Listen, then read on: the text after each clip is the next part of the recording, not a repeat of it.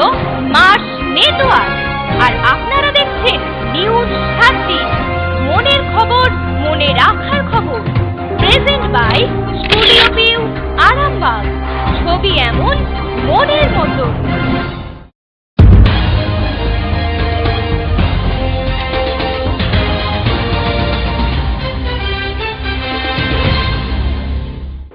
নমস্কার, শুরু করছি নিউজ 7 দিন। আপনাদের সঙ্গে আমি অর্মিতা। দেখে নেব আজকের হেডলাইন্স।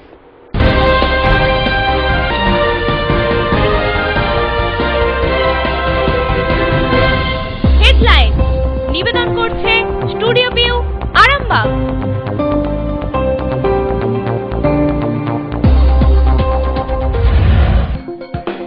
রোগীর মৃত্যু, চিকিৎসায় গাফিলতির অভিযোগ।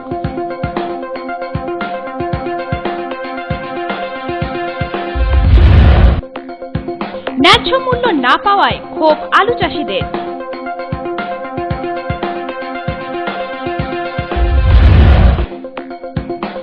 নিরাপত্তা রক্ষীদের মারধর করে চুরি।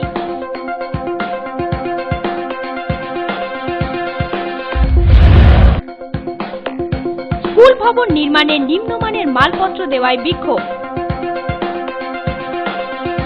হেডলাইন নিবেদন করলো স্টুডিও ভিউ, আরামবাগ।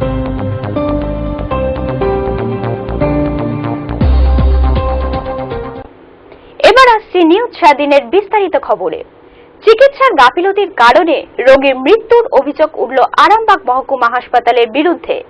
এই বিষয়ে মৃতের পরিবারের পক্ষ থেকে আরামবাগ থানায় অভিযোগ দায়ের করা হয়েছে। রবিবার সন্ধ্যের পর ঝড়ের দাপটে দেওয়াল চাপা পড়ে মারাত্মকভাবে জখম হল বৃদ্ধ শঙ্কর ধারা। তাকে আশঙ্কাজনক অবস্থায় আরামবাগ মহকুমা হাসপাতালে ভর্তি করা হয়। ফের চিকিৎসার গাফিলতির কারণে রোগীর মৃত্যুর অভিযোগ উঠল আরামবাগ শহরে। এবার কাঠগড়ায় হুগলির আরামবাগ মহকুমা হাসপাতাল। এ বিষয়ে মৃতের পরিবারের পক্ষ থেকে আরামবাগ থানায় অভিযোগ দায়ের করা হয়েছে। এ বিষয়ে লিখিত অভিযোগ করা হয়েছে আরামবাগ মহকুমা হাসপাতালের সুপারের কাছেও। মৃত ব্যক্তির নাম শঙ্কর ধারা, বাড়ি গোঘাট থানার আসলহরি গ্রামে। জানা গেছে, রবিবার সন্ধ্যার পর ঝড়ের দাপটে দেওয়াল চাপা পড়ে মারাত্মকভাবে জখম হন বৃদ্ধ শঙ্কর ধারা। তাকে আশঙ্কাজনক অবস্থায় আরামবাগ মহকুমা হাসপাতালে ভর্তি করা হয়। রোগীর বাড়ির অভিযোগ, সন্ধ্যা 8টার সময় ডাক্তার কৌশিক দাসের অধীনে ভর্তি করা হয়। কোনো চিকিৎসাই হয়নি। কেবল পায়ের কাছে যে আঘাত লাগে সেইখানটায় একটু সেলাই করে ব্যান্ডেজ বেঁধে দেওয়া হয়। তাতেই 2 ঘন্টা লাগিয়ে দিলেন কর্তব্যরত চিকিৎসক। বারবার বলা সত্ত্বেও কোনো কথা শোনা হয়নি। রাত 10টা 5 মিনিট নাগাদ উনি মারা গেলেন। এটাই চিকিৎসার গাফিলতি। কোনো চিকিৎসা হলো না, হাসপাতাল মেরে ফেললো। তৎক্ষণাৎ ঝড় বৃষ্টিতে আমার একটা মাটির বাড়ির দেয়াল আমার বাবার কোমরে পড়ে যায়। তো তৎক্ষণাৎ আমরা 1 ঘন্টার মধ্যে আমরা হাসপাতালে 8:20 নাগাদ অ্যাডমিট করি। ইমার্জেন্সিতে আমরা ভর্তি করে যখন আনি তখন ইমার্জেন্সির ডাক্তার শুধু প্রেশার দেখে রেখে দিলেন, দিয়ে বলেন আমি সার্জেনকে কল করছি। সার্জেন এলেন, এসে দেখলেন বলেন কিছু হয়নি, রুগী ভালো আছে বলে সেই অফিস বয়দেরকে দিয়ে যেগুলো ছিল অফিস বয় ওই স্টাফ আর কি ভেতরে তাদেরকে দিয়ে ওই সেলাই করাচ্ছি, করিয়ে 1 ঘন্টা 30 মিনিট লেট করে দিলেন। রুগীটা কষ্ট পাচ্ছে, আমরা বারবার ডাক্তারবাবুকে ডাকছি, ডাক্তারবাবু আমরা দেখুন রুগীটা কষ্ট পাচ্ছে, কিছুতেই করলো না। ডাক্তারবাবু আমাদের টেনে সেখানকে বের করে দিলেন। বলছে রুগীটা আমার দেখছি, আমি দেখছি, আপনি আমাকে ভালো বোঝেন না, অক্সিজেন না সেলাইন কিছু দিল না, শুধু একটা টেকব্যাক দিয়ে রুগীটাকে 1.5 ঘন্টা রেখে দিলাম। 1.5 ঘন্টা পর যখন ওয়ার্ডে ভর্তি করা হচ্ছে, শুধুমাত্র একজন নয়, তাকে আমার প্রেসারে করে নিয়ে যেতে দিচ্ছি। দেওয়ার পর সঙ্গে সঙ্গে ডাকলাম যে সিস্টার একবার আসুন, দিনটা কষ্ট পাচ্ছি, যদি অক্সিজেন বা সেলাইন দেওয়া যায় আসুন। কিছুতেই এলো না। 3বার ডাকতে গেলাম। যখন লাস্ট মুহূর্তে একদম শেষের দিকে 2 মিনিট আগে তখন অক্সিজেনটা দেওয়ার জন্য চেষ্টা করছে। আপনাকে ইঞ্জেকশন দিলেন কি না দিলেন জানি না, ডাক্তারবাবু বললেন তখন তারপরে 1 মিনিট আগে এসে হার্টবিটটা দেখলেন, দেখে বলছেন এক্সপায়ার হয়ে গেছে। এই অভিযোগটা আমি পেয়েছি এই 5 মিনিট আগেই আমি রোগীর থেকে পেয়েছি। সকালে থানা থেকে ইনফরমেশনটা ছিল যে একটা থানায় অভিযোগপত্র জমা পড়েছে। বাড়ির লোকের সঙ্গে আমার এইমাত্র কথা হয়েছে, ওরা একটা অভিযোগপত্র আমাকে দিয়েছে, সেটা আমি খতিয়ে দেখছি যে কী ঘটনাটা ঘটেছে। আরামবাগ থেকে তুহিন পাত্রের রিপোর্ট, নিউজ 7 দিন। হিন্দ মোটরের নিরাপত্তা রক্ষীদের অস্ত্র দেখিয়ে তুলে নিয়ে গিয়ে মারধর, মাছ চাষিদের বাড়ি ভাঙচুর, লুটপাট করে ভেড়ি থেকে মাছ চুরি। অভিযুক্ত স্থানীয় তৃণমূল নেতা। হিন্দমোটরে বেঙ্গল শ্রীরামের ভেড়ি ও কিছু প্রাইভেট ভেড়ি থেকে কয়েক লক্ষ টাকার মাছ চুরি করে দুষ্কৃতীরা। রবিবার রাতে কয়েকটি গাড়ি ও মোটরসাইকেল করে জনাসত্য দুষ্কৃতী ভেড়ি এলাকায় হানা দেয়। নিরাপত্তা রক্ষীদের অফিস ভাঙচুর করে তাদের বাইকে চাপিয়ে তুলে নিয়ে যায়। ভেড়ির পাশে থাকা মাছ চাষিদের বাড়ি ঘর ভাঙচুর করে লুটপাট চালায়। ভেড়িতে জাল ফেলে প্রায় 20 লক্ষ টাকার মাছ তুলে নিয়ে যায়। অভিযোগ, গোটা ঘটনায় নেতৃত্ব দেন স্থানীয় তৃণমূল নেতা শচীন মজুমদার। আক্রান্তরা পুলিশে খবর দিলে পুলিশের সামনে দিয়ে মাছ চোরেরা পালিয়ে গেলেও পুলিশ নিষ্ক্রিয় থাকে বলে অভিযোগ। তার বিরুদ্ধে ওঠা অভিযোগ অস্বীকার করেছে তৃণমূল নেতা শচীন মজুমদার। তার দাবি, মাছ আগেই তুলে নেওয়া হয়েছে, আমরা দেখতে গিয়েছিলাম কিন্তু কোনো মাছ ভেড়িতে ছিল না।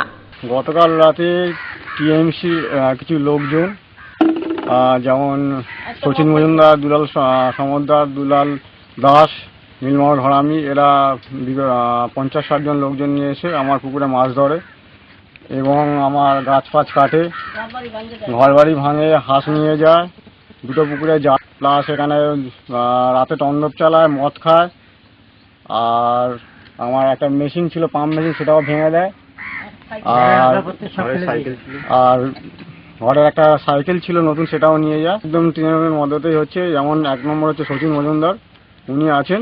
প্রায় দুটো মিলিয়ে 17-18 লাখ টাকার মাছ গেছে, দুটো পুকুর মিলিয়ে। হুগলি, ব্যুরো রিপোর্ট, নিউজ 7 দিন। চোখ রাখবো পরের খবরে। মাঠে ফলন ভালো হলেও মাথায় হাত চাষিদের, দাম নেই। মহাজনদের টাকা শোধ করার টাকাও আসছে না আলু থেকে। তাই আলু চাষ করে শেষ পর্যন্ত আত্মহত্যার পথ বেছে নিতে হবে বলে ক্ষোভ আলু চাষিদের। জেলার অর্থকারী ফসল বলতে আলু।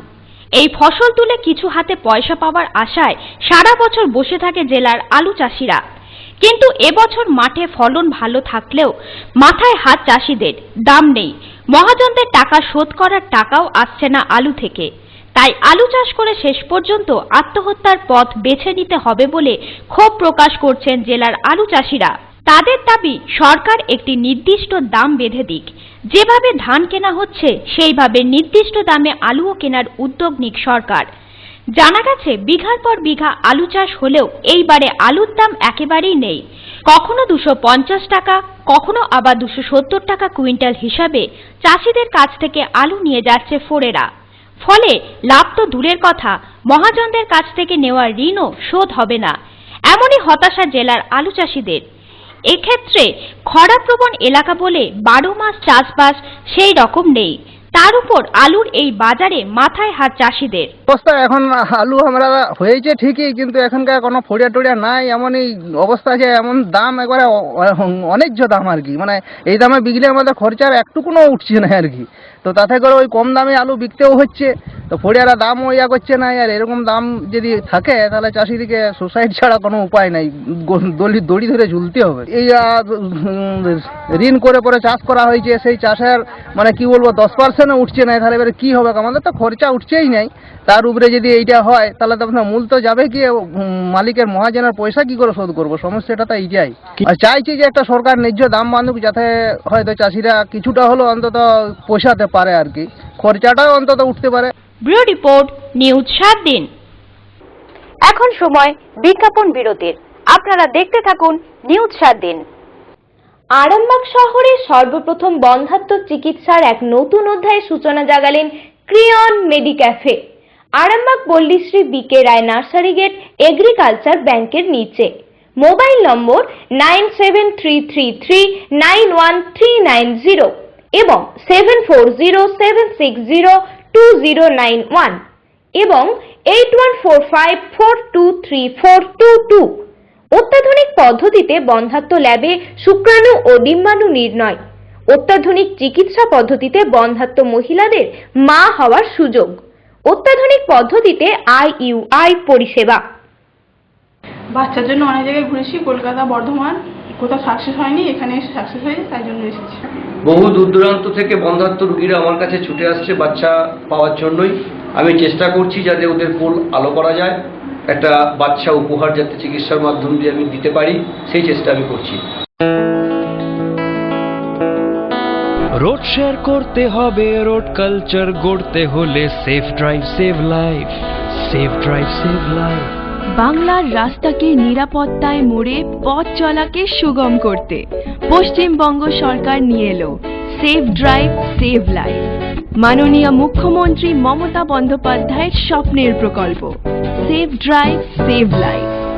সেফ ড্রাইভ করতে হবে, রাস্তাটা জয় করতে হলে safe drive save life, let's save drive save life. Safe drive save life, স্বপ্নের বাংলা তৈরি করতে আসুন সবাই মিলে জেগে উঠি। স্বপ্ন নগরী গান সত্যি হতে পারে, তবে জাগতে হবে, সেফ ড্রাইভ সেভ লাইফ।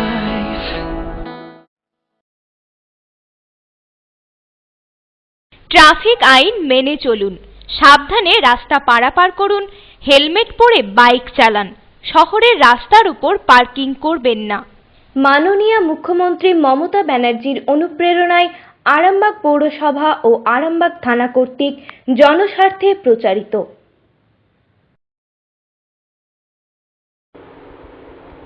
ফিরে এলাম বিজ্ঞাপন বিরতির পর। চোখ রাখবো নিউজ 7 দিনের পরের খবরে। বিদ্যালয়ের নতুন ভবনের ছাদ ঢালাইয়ের জন্য দেওয়া হয়েছে অত্যন্ত নিম্নমানের মালপত্র, আর এরই প্রতিবাদে তৃণমূল সমর্থক ও গ্রামবাসীরা বিদ্যালয়ের প্রধান শিক্ষক ও ইঞ্জিনিয়ারকে ঘেরাও করে ব্যাপক বিক্ষোভ দেখালেন। বিক্ষোভের পাশাপাশি প্রধান শিক্ষক ও ওই ইঞ্জিনিয়ারকে ঠেলাঠেলি ধস্তাধস্তি করা হয়। বিদ্যালয়ের নতুন ভবনের ছাদ ঢালাইয়ের জন্য দেয়া হয়েছে অত্যন্ত নিম্নমানের মালপত্র, আর এরই প্রতিবাদে তৃণমূল সমর্থিত গ্রামবাসীরা বিদ্যালয়ের প্রধান শিক্ষক ও ইঞ্জিনিয়ারকে ঘেরাও করে ব্যাপক বিক্ষোভ দেখালেন। বিক্ষোভের পাশাপাশি প্রধান শিক্ষক ও ওই ইঞ্জিনিয়ারকে ঠেলাঠেলি ধস্তাধস্তিও করা হয়। তাদের দুজনকেই মারতে উদ্যত হন উত্তেজিত জনতা। তবে এদিন ঘটনাস্থলে কন্ট্রাক্টরকে দেখা যায়নি। এদিকে উত্তেজিত গ্রামবাসীদের চাপে পড়ে প্রধান শিক্ষক কাজ বন্ধ করে দেন। গ্রামবাসীদের অভিযোগ, প্রধান শিক্ষক, ইঞ্জিনিয়ার ও কন্ট্রাক্টর এই তিনজন আঁতাত করে নিম্নমানের মালপত্র দিয়ে বিদ্যালয়ের কাজ করছেন। এরপরে নতুন ভবন ভেঙে পড়লে তার দায় কে নেবে? তৃণমূল কর্মী ও সমর্থক গ্রামবাসীদের বিক্ষোভে এলাকায় উত্তেজনা ছড়িয়ে পড়ে। এই ঘটনা হুগলির আরামবাগের মধুরপুর হাই স্কুলের। এদিন দুপুর 1টা থেকে এলাকায় তৃণমূল কর্মী, সমর্থক ও গ্রামবাসীরা একত্রিত হয়ে ব্যাপক বিক্ষোভ দেখাতে শুরু করেন। শুরু থেকেই চিৎকার চেঁচামেচি হতে থাকে। বেলা বাড়ার সাথে সাথে বহু লোকজন জমে যায় স্কুল চত্বরে। ঘেরাও করে রাখা হয় প্রধান শিক্ষক ও ইঞ্জিনিয়ারকে। বিদ্যালয় চত্বরেই অত্যন্ত নিম্নমানের বালি, স্টোন চিপস, সিমেন্ট ফেলা আছে। তীব্র চিৎকার, হইচই চলছে। বিদ্যালয়ের দোতলায় দাঁড়িয়ে থাকা ইঞ্জিনিয়ার কৌশিক সাহাকে ঘিরে রীতিমতো শাসানি চলছে। আবার প্রধান শিক্ষককেও ঘেরাও করে কেন এত নিম্নমানের মালপত্র দিয়ে স্কুল ভবন তৈরি হচ্ছে তার কৈফিয়ত তলব করছেন। এরপরেই উত্তেজিত গ্রামবাসীরা প্রধান শিক্ষককে মারতে উদ্যত হয়। তখন বিদ্যালয়ের বারান্দায় ইঞ্জিনিয়ারকে ঘিরে চলছে বিক্ষোভ। তাকেও ঠেলাঠেলি ধস্তাধস্তি করা হয়। মারতে যান তৃণমূল কর্মীরা। এদিকে নিম্নমানের মালপত্র যে দেওয়া হয়েছে সেই কথা স্বীকার করে নেন এই কাজের দায়িত্বে থাকা ইঞ্জিনিয়ার কৌশিক সাহা। তবে প্রথমে তিনি এই কথা মানতে চাননি, পরে গ্রামবাসীদের চাপে তিনি তা স্বীকার করে নেন। এখানে আমাদের এলাকাটা হচ্ছে মধুরপুর হাই স্কুল। এই স্কুলে আমাদের জেলা থেকে অনেক টাকা পাস হয়েছে, প্রায় 42 লক্ষ টাকার মতো বিল্ডিং তৈরি করার জন্য। তো সেই বিল্ডিং তৈরি হওয়ার সময় আমরা প্রথম থেকে দেখছি যেভাবে কাজ হচ্ছে, প্রথম থেকে একটা লো মেটেরিয়ালস দিয়ে কাজ করার প্রবণতা ছিল কন্ট্রাক্টরের। সেই মতো আমাদের সঙ্গে কথাবার্তা চলছিল যে স্যার লো মেটেরিয়ালস দিয়ে কাজ হবে না, আপনি ঠিকঠাক মেটেরিয়ালস দিয়ে কাজ করুন। সেভাবে আমরা একজন রাজনৈতিক দলের ছেলে হয়ে আমরা এই স্কুলের রাজনীতিটা বেশ পছন্দ করি না, বা এইভাবে আমরা ঢুকিনি। আমরা সমস্ত কিছু হেডমাস্টার মশাইকে প্রত্যেকদিন দাঁড়াতে থাকি। তো ইতিমধ্যে এখন আপনারা দেখতে পাচ্ছেন 1 তলার ছাদ হয়ে 2 তলার ছাদ ঢালাই হচ্ছে। ইতিমধ্যে সকালবেলায় আমাদের কাছে খবর গেল যে মেটেরিয়ালস দিয়ে কাজ হচ্ছে সর্বনিম্ন মেটেরিয়ালস। আপনারা লক্ষ্য করে দেখবেন যে স্টোন চিপ আছে, একদম লো কোয়ালিটির স্টোন চিপ। তো ইতিমধ্যে কালকে যখন আমি কথাটা শুনি যে র মেটেরিয়ালস দিয়ে কাজ হবে, আমি প্রধান শিক্ষক মহাশয় মধুপুর স্কুলের আমি জানিয়েছিলাম যে স্যার আপনারা একটু দেখবেন র মেটেরিয়ালস দিয়ে যেন কাজ না হয়, যাতে ঠিকঠাক ভাবে কাজ হয়। তো স্যার বলেছিলেন যে হ্যাঁ ঠিকঠাক কাজই হবে, কোনো অসুবিধা নেই। তো সকালবেলায় যখন কাজ হচ্ছে আমরা দেখলাম যে লো মেটেরিয়ালস দিয়ে কাজ হচ্ছে, তখনও গ্রামবাসী, প্রচুর গ্রামবাসী এখানে হাজির হয়েছিলেন যে কাজটা বন্ধ করার জন্য, যাতে অবিলম্বে আমাদের সঠিক মেটেরিয়ালস বা ঠিকঠাক মেটেরিয়ালস দিয়ে কাজ হয়। তো কন্ট্রাক্টর প্রধান শিক্ষক মহাশয়কে ফোন করে বললেন যে আমাদের মেটেরিয়ালস ঢুকছে, স্টোন চিপ, ভালো স্টোন চিপ। তো আপনারা ইতিমধ্যে দেখবেন লরিতে স্টোন চিপ দাঁড়িয়ে রয়েছে, সেম কোয়ালিটির লো মেটেরিয়ালস স্টোন চিপ এসছে, এবং ইতিমধ্যে গ্রামবাসীরা প্রচন্ড বিক্ষোভ দেখাচ্ছে যে তাদের ছাত্রছাত্রীরা, তাদের ছেলেমেয়েরা স্কুলে পড়াশোনা করবে, আগামী ভবিষ্যৎ ছাদের কি হবে যদি ভেঙে পড়ে, দুর্ঘটনা ঘটে। তো সেই হিসাবে আমরা এইটুকু দাবি রাখি তৃণমূল কংগ্রেসের পক্ষ থেকে এবং গ্রামবাসীদের পক্ষ থেকে, যে আমাদের সঠিক মেটেরিয়ালস দিয়ে কাজ হোক, এবং ওয়ার্ক অর্ডারে যেরকম 1 নম্বর মেটেরিয়ালস দিয়ে কাজ লেখা রয়েছে সেই অনুযায়ী কাজ হোক। দুর্নীতি হচ্ছে, একতলাতে কোনো দুর্নীতি আসে নেই, দোতলার স্পঞ্জিপটা একটু খারাপ এসেছে, খারাপ এসেছে, তুলে দেওয়ার চেষ্টা হচ্ছে, যে কাজ বন্ধ হয়ে গেছে, বন্ধ কাজটা ভেঙে দেওয়ার চেষ্টা হবে আর ভেঙে দেওয়া হবে। আর নতুন যে নতুন 1 নম্বর স্পঞ্জিপ দিয়ে পাইপ আছে, আমি কন্ট্রাক্টরদের জানিয়েছি এর আগে ওই স্পঞ্জিপ চলবে না, নতুন স্পঞ্জিপ দেবে। তবে আজকেও একটা গাড়ি এসেছিল চলছে, কিন্তু সেটাও বলছে যে মালপত্রগুলো দেওয়ার কথা ভালো কোয়ালিটির মালপত্র, সেই মালপত্রগুলো দেয়নি, ফলে কাজটা খারাপ হচ্ছে। খারাপ হওয়ার জন্য আজকে গ্রামবাসীরা বন্ধ করেছে কাজটাকে। কাজটা আরো ভালো করে করতে হবে, এবং যে পুরনো কাজটা যেটা করেছে, যতটা কাজ করেছে ততটা কাজও আর করা যাবে না, রাখা যাবে না। কাগজপত্র আমার কাছে আসেনি দেখভালের দায়িত্ব। এখানে যে পারমিশন বা তার পারমিশনে যে উনি এখনো কাজটা আজকে ঢালাই শুরু করলেন সেটাই জানি না। এখনো কোনো পারমিশনই ওনার কাছে আছে কিনা সেটা কন্ট্রাক্টরই জানে। আরামবাগ থেকে তুহিন পাত্রের রিপোর্ট, নিউজ 7 দিন। দেখে নেব পরের খবর। উত্তরপাড়া হিন্দ মোটর এলাকায় 4টি নার্সিংহোমের বিরুদ্ধে থানায় অভিযোগ দায়ের করল টোটোর ধাক্কায় মৃত শিশুর পরিবার। গত 3রা মার্চ দুপুরে মায়ের সঙ্গে রাস্তা দিয়ে যাওয়ার সময় এক টোটোয় ধাক্কা মারে 6 বছরের শিশু রিয়া সরকারকে। আহত রিয়াকে নিয়ে যাওয়া হয় হিন্দ মোটরের রিলাইফ নার্সিংহোমে, সেখানে তাকে ভর্তি নেয়নি। এরপর কমলালয় নার্সিংহোম, উত্তরপাড়ার আরোগ্য নিকেতন এবং নীলিমা নার্সিংহোমে নিয়ে গেলেও রিয়াকে ভর্তি করতে পারেননি রিয়ার মা লক্ষ্মী সরকার।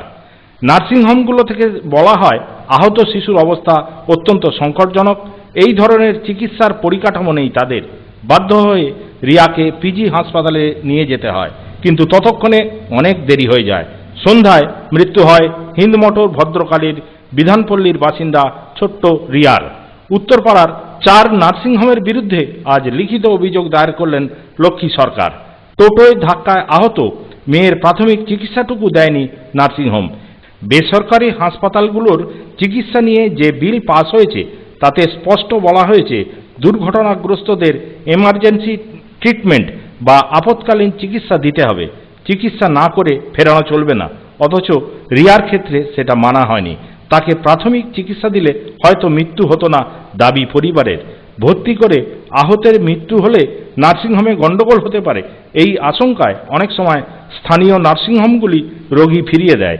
উত্তরপাড়ার 4টি নার্সিংহোমের কেউই এ বিষয়ে কথা বলতে না চাইলেও অভিযোগ খতিয়ে দেখছে পুলিশ। এখানে যদি বাচ্চাটাকে নিয়ে নিত, বাচ্চাটা আমাদের সুস্থ হতো, যত টাকা লাগতো মা বলেছে আমি অত টাকা আপনাদেরকে দেবো, আপনি বাইরের থেকে ডাক্তার আনুন, তবুও ওরা কোনো শুনলো না। না এখানে হবে না, এই হসপিটাল থেকে ওই হসপিটালে করছে, নীলিমায় নিয়ে যাচ্ছে, নীলিমা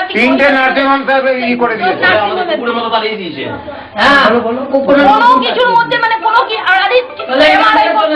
এমআরআই করতো, সিটি স্ক্যান করতো, বাচ্চাটা আরে 2 দিনই বাদ করতো। আমাদের একটা সান্ত্বনা তো হতো, টাকার কিসের জন্য গরিব বলে যে আমাদের টাকার জন্য কি আমরা বাচ্চাকে বাঁচাতে পারবো না।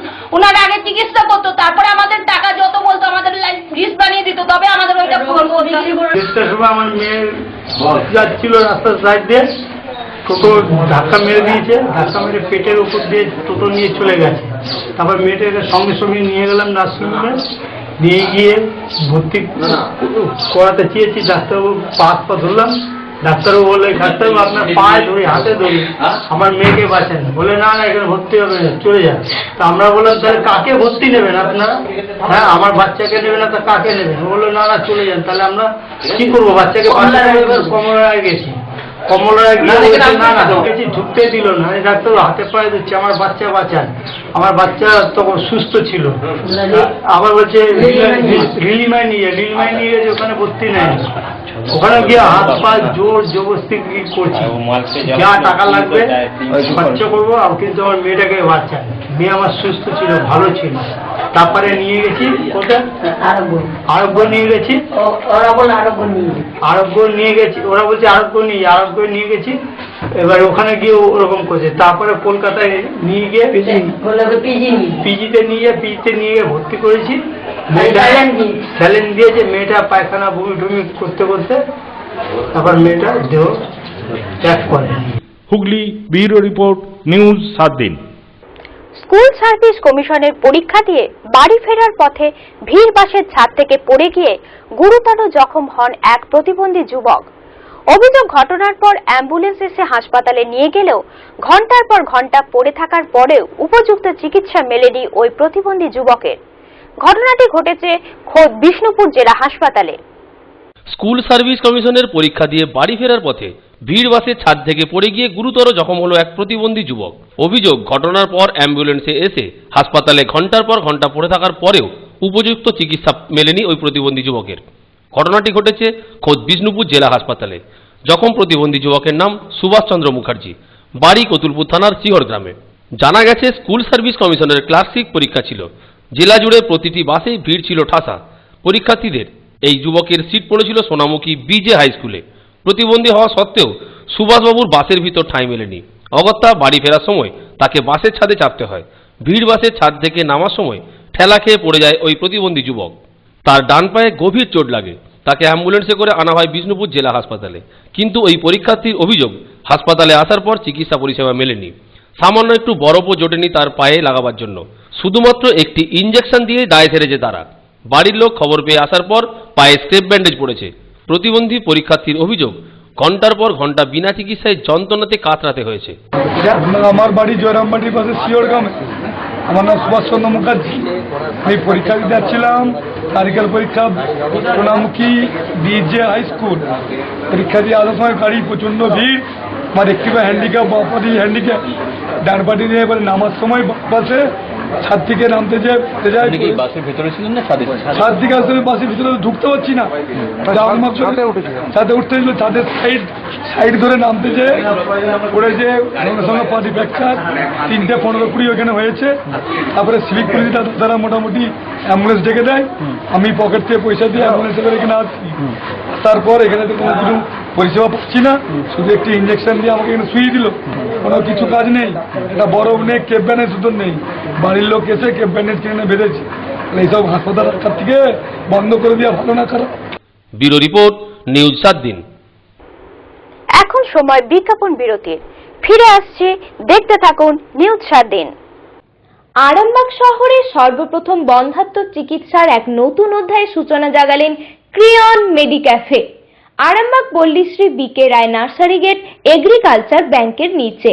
মোবাইল নম্বর 9733391390 এবং 7407602091 এবং 8145423422। অত্যাধুনিক পদ্ধতিতে বন্ধ্যাত্ব ল্যাবে শুক্রাণু ও ডিম্বাণু নির্ণয়। অত্যাধুনিক চিকিৎসা পদ্ধতিতে বন্ধ্যাত্ব মহিলাদের মা হওয়ার সুযোগ।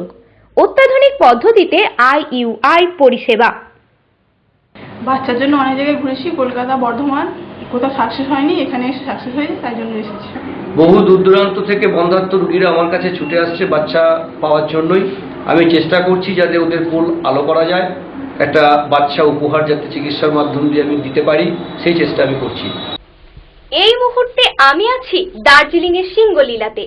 আপনারাও চলে আসুন দার্জিলিং এর হোটেল সিঙ্গলীলা গেস্ট হাউসে, TN রোড শেরপা জুম্মার কাছে। হোটেলে বসেই উপভোগ করুন দার্জিলিং এর প্রাকৃতিক দৃশ্য।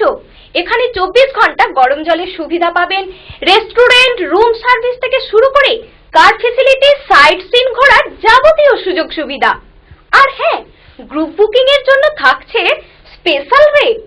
আরো বিস্তারিত জানতে যোগাযোগ করুন আমাদের এই নম্বরে 9593596341 83480705334।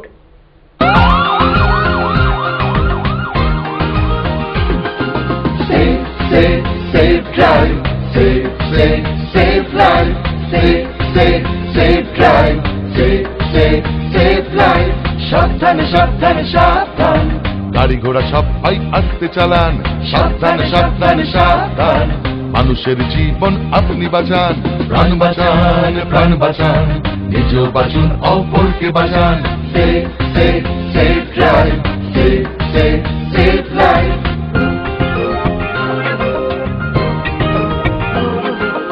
জাগো তুমি জাগো, হলুদ আলোতে গাড়ি রেডি হয়ে যান, সবুজ আলোতে গাড়ি আস্তে চালান, হলুদ আলোতে গাড়ি রেডি হয়ে যান, সবুজ আলোতে গাড়ি আস্তে চালান, আপনারই হাতে আছে মানুষের প্রাণ, লাল বাতি দেখে তাই গাড়ি থামান, একে অন্যের প্রাণ বাঁচান, নিজেও বাঁচুন অপরকে বাঁচান, safe drive, safe life, প্রাণ বাঁচান, প্রাণ বাঁচান, নিজেও বাঁচুন অপরকে বাঁচান, safe drive, safe life।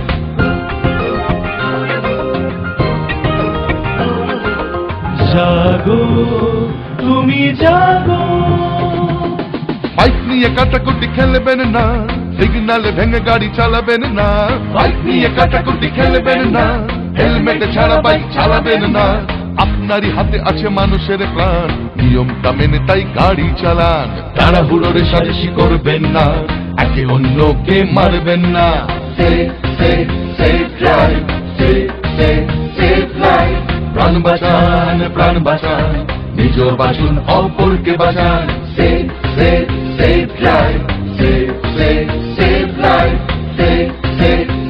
drive, safe life, প্রাণ বাঁচান, প্রাণ বাঁচান, নিজেও বাঁচুন অপরকে বাঁচান। ও বাবা, গাড়ি আস্তে চালাও, তোমার আমার এই প্রাণকে বাঁচাও, সেভ ড্রাইভ, সেভ লাইফ।